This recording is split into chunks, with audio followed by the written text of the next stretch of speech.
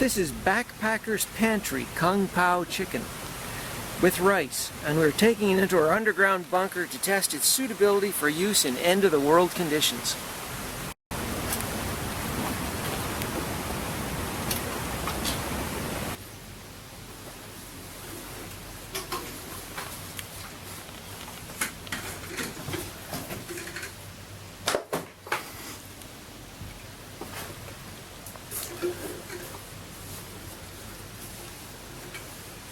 The cooking directions are easy. Open the package and add in the peanuts to the rest of the package.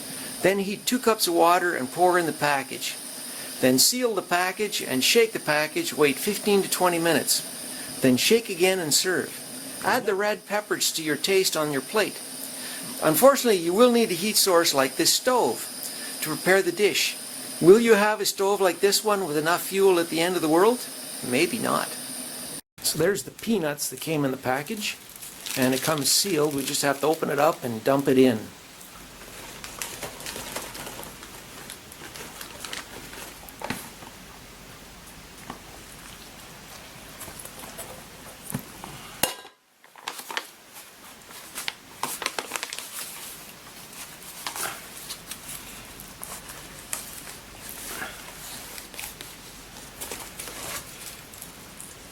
And always check to make sure the zipper is closed, because you don't want to spill water on yourself when you shake it.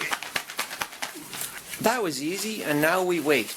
A great advantage is there's no cooking odors that may attract unwanted guests that want to share your food. So this stuff is 360 calories per serving, with 2 servings per package. Put another way, you'll need 6 plates or 3 packages of this dish to provide you with the 2,000 calories most people need to survive per day. That is rather expensive when each package costs $15. For nutrition, there are some vitamins and plenty of protein, but salt is very high at 800 milligrams per serving. So now the rice and chicken is ready to serve, and we're serving it. Looks just like a Chinese restaurant. It does look pretty good, yeah. Well, the pieces of chicken seem to have fluffed up pretty good, considering they were freeze-dried in a package. Is it real? Yes, it is real chicken. Wow. Okay, so we're ready to eat here. So fellow end-of-world survivors hiding in a bunker, what do you think? Let's see. The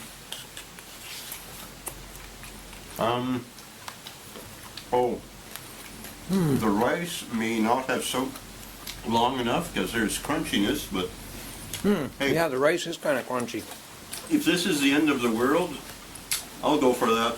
No problems. It is nice and spicy, so it does add nice flavor. And it's not too spicy, so, Yeah, so it can it's please, just right. It can please most palates.